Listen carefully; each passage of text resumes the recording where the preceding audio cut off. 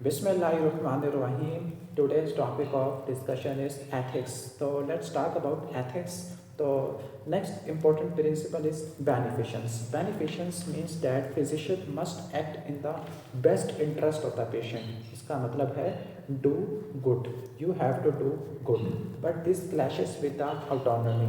Previous video में मैंने बताया था कि फिजिशियंस बेस्ट इंटरेस्ट के लिए सजेशन दे लेकिन पेशेंट उसको रिफ्यूज़ करते, तो आपने पेशेंट को ही आपने रिस्पेक्ट देनी है। क्लियर? ठीक हो गया।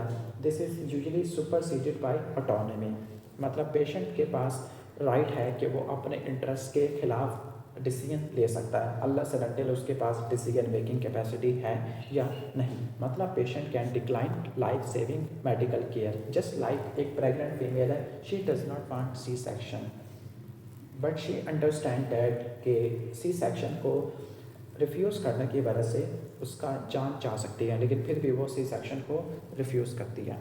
Next principle is non maleficence. अच्छा, बेनिफिशंस और नॉन मैलिफिसेंस, उनको आपने क्या करना होता है, इनको आपने बैलेंस करना होता है।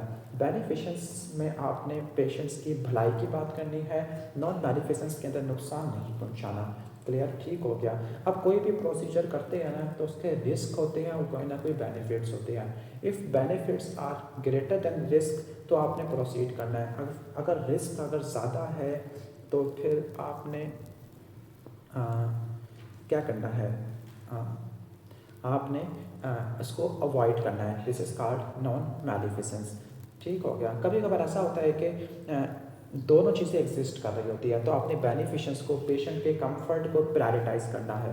This is called principle of double effect. For example, एक पेशेंट को बहुत ज़्यादा सीवियर पेन हो रहा है, टर्मिनल इलनेस है, पेनक्रियाटिक कैंसर है, उसकी वजह से उसकी मौत होने वाली है, सीवियर पेन हो रहा है, तो आपने उस केस में क्या करना है, आपने ओपियाइड्स दे देने हैं। हालांकि आपको पता है कि ओपियाइड्स देने से रिस्पिरेटरी डिप्रेशन हो सकता है, उसकी जान भी जा सकती है, लेकिन ओपियाइड्स देने से पेन भी तो रिलीव हो सकता है। क्लियर? तो आपने पेशेंट्स के कंफर्ट को प्रायोरिटाइज करना है। तो अब कुछ सिनेरियोस पढ़ते हैं। एक सिनेरियो है कि पेशेंट डिज़ायर अननेसेसरी प्रोसीजर, कि एक पेशेंट है वो अननेसेसरी प्रोसीजर करवाना चाह रहा है। ठीक हो गया। क्लियर? तो इस केस में आपने क्या करना है, सबसे पहले आपने ये समझने की कोशिश करनी है why the patient wants the procedure. ठीक है, मतलब आपने अंडरलाइन कंसर्न्स को समझने की कोशिश करनी है। सही है? क्लियर? लेकिन आपने उस अननेसेसरी प्रोसीजर को परफॉर्म नहीं करवाना। आपने पहले समझना है कि क्यों करवाना चाह रहा है, अंडरलाइन कंसर्न्स क्या है, किस वजह से वो करवाना चाह रहा है। लेकिन आपने कभी भी ये नहीं कहना कि मैं आपको देखना नहीं चाहता या मेरे पास ना आओ, किसी और के पास चले जाओ। लेकिन आपने कोई अननेसेसरी प्रोसीजर नहीं करवाना। ठीक हो गया। और आपने रेगुलर फॉलो अप करना है। Clear? Schedule, routine, short visits. इसके बाद एक patient desire antibiotics for viral illness. अब वायरल इलनेस में एंटीबायोटिक्स का रोल नहीं है unless and until secondary bacterial infection ना हो। तो इस केस में क्या करोगे, आपने एंटीबायोटिक प्रिस्क्राइब नहीं करनी। ठीक हो गया। आपने उनको बस अटेम्प्ट टू अंडरस्टैंड, पहले समझना चाहना है कि वो क्यों चाहते हैं, और फिर उनको बताना है रिस्क, बेनिफिट्स, अल्टरनेटिव्स। ठीक हो गया कि एंटीबायोटिक लेने से क्या नुकसान हो सकते हैं। इसके बाद when an ill patient request your prayers in an acute setting. ठीक हो गया। क्लियर? तो इस केस में आपने क्या करना है कि अब एक्यूट सेटिंग के अंदर आप पर्सनल सपोर्ट ऑफर कर सकते हैं without interjecting your personal belief into the interaction. अब इसका ओवरराइडिंग गोल क्या होता है कि do not harm. This can be achieved by not disagreeing with the patient, कि अगर आप प्रेयर्स करना चाहते हैं तो आप दुआ वगैरह कर सकते हैं। अब आप मना नहीं कर सकते कि भाई मैं काम कर रहा हूँ, ठीक है, या रिलीजियस डिबेट में नहीं जा सकते, या फिर not displacing responsibility for the care of other patient on to others. ठीक हो गया। तो मतलब है कि आप इसमें पार्टिसिपेट कर सकते हैं, सपोर्ट वगैरह कर सकते हैं, प्रेयर्स वगैरह कर सकते हैं। A patient is asking the doctor for a herbal medicine which is band by FDA, कि पेशेंट कोई अल्टरनेटिव मेडिसिन इस्तेमाल करना चाह रहा है। ठीक हो गया। क्लियर? कोई होलिस्टिक या अल्टरनेटिव मेडिसिन, तो आपने सबसे पहले कोई आपने रीजंस को एक्सप्लोर करना है in a supportive non judgemental manner, कि वो ऐसे मेडिसिन क्यों इस्तेमाल करना चाह रहा है। फिर आपने उसको रिस्क, बेनिफिट्स, अल्टरनेटिव्स वगैरह, मेडिसिन इंटरेक्शन वगैरह आपने बताने हैं। ठीक हो गया। और आपने किसी और मेडिसिन प्रोवाइडर के पास रेफ़र कर सकते हैं आपको। ठीक हो गया। तो आपने उसको सेफ्टी रिस्क और document counselling to avoid this medication और her refusal to do so, ठीक हो गया, क्लियर। और आपने पेशेंट को क्लोजली फॉलो करना है to monitor the adverse effect due to this medication. एक पेशेंट है जो कि वेट लॉस ड्रग यूज़ कर रहा है फ्रॉम द इंटरनेट जिसमें कैफीन है। अब पेशेंट को अब फिजिशियन क्या क्या रिस्पॉन्स होगा, ठीक हो गया। फिजिशियन ने अपने पेशेंट से पूछना है यूज़ ऑफ हर्बल प्रिपरेशन और न्यूट्रिशनल सप्लीमेंट, ठीक हो गया। और फिर इनको क्वालिटी, रिस्क, बेनिफिट्स, एफिकेसी वगैरह ये सब चीज़ें एक्सप्लेन करनी होती है। Next important concept is justice. Justice का मतलब है फेयरली और इक्विटेबल रिसोर्स प्रोवाइड करना। For example in triage is a form of distributive justice, जिसको जितनी चाहिए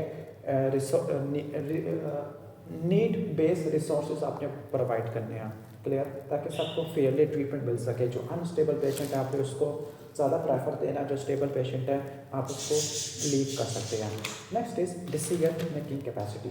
decision making capacity is ability to comprehend information. ये इंफॉर्मेशन समझ आ गई है अपनी बीमारी के बारे में, अपने ट्रीटमेंट ऑप्शंस के बारे में और चॉइस लेने के बारे में, ठीक हो गया, क्लियर, ठीक हो गया। अब ये जो डिसीजन मेकिंग कैपेसिटी है वो स्पेसिफिक चॉइस ही होती है। फॉर एग्जांपल आपने सर्जरी के लिए कंसेंट देनी है, नीड्स देनी, आपको समझ आ गया है ना कि सर्जरी करवानी है, इसके रिस्क, बेनिफिट्स, अल्टरनेटिव्स क्या हो सकती है। अब जो डिसीजन मेकिंग कैपेसिटी है this is required for informed consent. और इन्फॉर्म कंसेंट किसमें आता है, ऑटोनॉमी के अंदर आता होता है। तो decision making capacity is important for autonomy, clear, और ये इन्फॉर्म्ड कंसेंट के लिए भी चाहिए, ठीक है।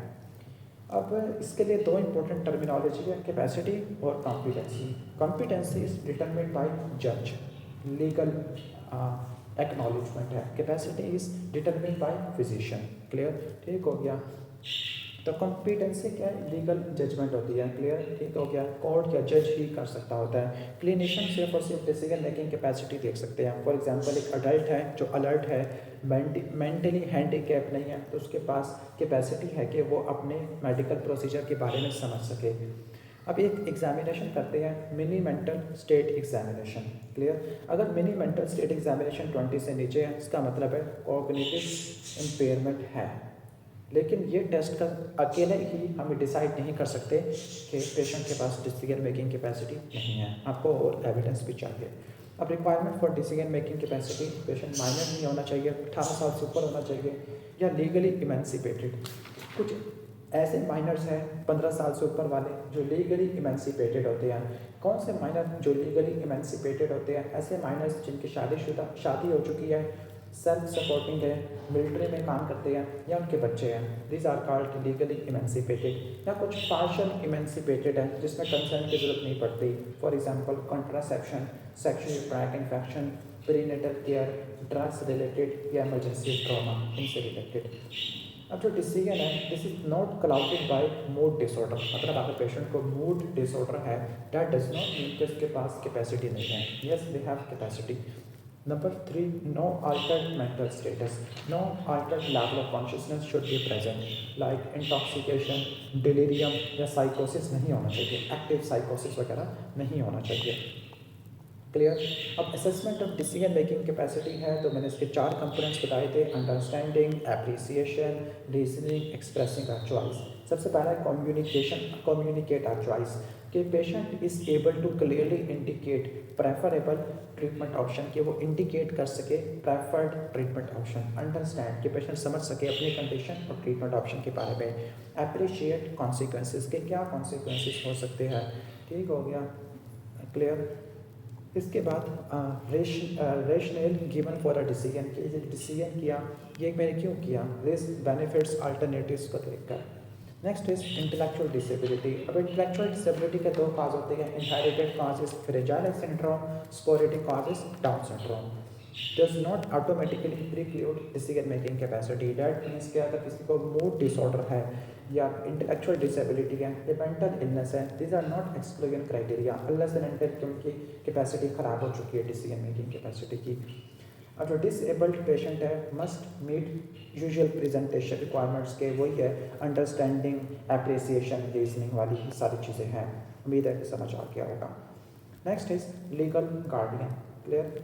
Legal guardian, if patient had already been evaluated for general competency, उसका लीगल गार्डियन है, तो जो पेरेंट्स और लीगल गार्डियन है may request sterilization of intellectually disabled person in their care due to reasonable concerns about their individual ability to raise a child. ठीक हो गया। मतलब वो ये कहना चाह रहे हैं कि आपने फोर्स्ड स्टीरिलाइजेशन नहीं करनी।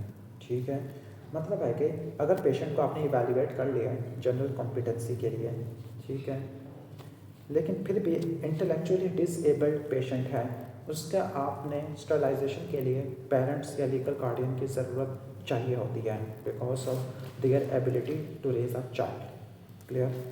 However when even incompetency is legally determined as a case के मदर लीगल गार्डियन है, तो force sterilization is considered unethical. मतलब है कि अगर उसकी इनकॉम्पिटेंसी नहीं है, अदालत कहती है कि इनकॉम्पिटेंट है, फिर भी आपने क्या करना है, स्टेलाइजेशन आपने के लिए आपने कंसर्न ज़रूर लेनी है गार्डियन से।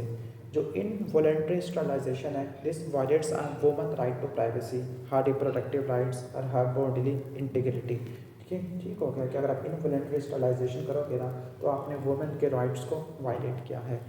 अगर women with intellectual disability must freely consent to their own sterilization, okay this is something else. अगर वुमेन को इंटेलेक्चुअल डिसेबिलिटी है, must freely consent to their own sterilization, लेकिन ऊपर वाले केस में आपको पेरेंट्स या लीगल गार्डियन की ज़रूरत थी। तो ये था हमारा